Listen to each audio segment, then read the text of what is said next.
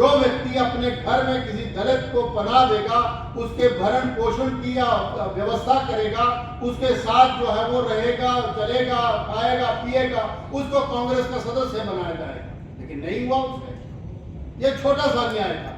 लेकिन पंडित जवाहरलाल नेहरू जी के बारे में तो ये कहा जाता है कि वो तो साफ साफ शब्दों में कहते थे कि जहां पर अम्बेडकर साहब बैठेंगे वहां मैं नहीं बैठूंगा। उस पंक्ति में इतिहास में लिखा हुआ है और किताबें जो लिखी गई, आत्मकथाएं लिखी हुई है, उसमें सीधा सीधा लिखा हुआ है। हर व्यक्ति हर समाज में किसी न किसी तरीके से ह्यूमिलेट होता है। ह्यूमिलेशन समझते हैं आप लोग?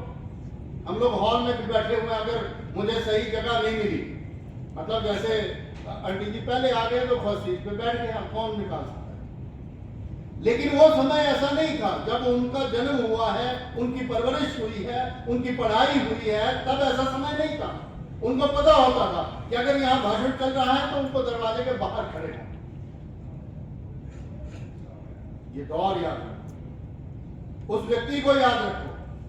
और कोई तथाकथित व्यक्ति या तथाकथित पार्टी कांग्रेस आकर के हमारे लोगों को आकर के बलगरा जाती है और हम लोग जो है वो उनके पीछे चल पड़ते हैं। इतिहास को पढ़ो, और अगर नहीं पढ़ा है, हमीरपुर तो सबसे ज्यादा पढ़ा लिखा जिला है, फिर भी हम लोग 5-5 सीटें हार जाते हैं यहाँ पर। ये तो भला हो 2 सीटें वापस आई मुड़के, और हार गए हम लोग, ठग गए लोग आपको। यही कांग्रेस ठग गई आपको। और ये 2.5 साल में जो नुकसान हुआ आपका, हमारा, पूरे प्रदेश का, वो तो आप लोग समझ ही सकते हैं। ऐसा ही नुकसान उस टाइम के समय में भी हुआ।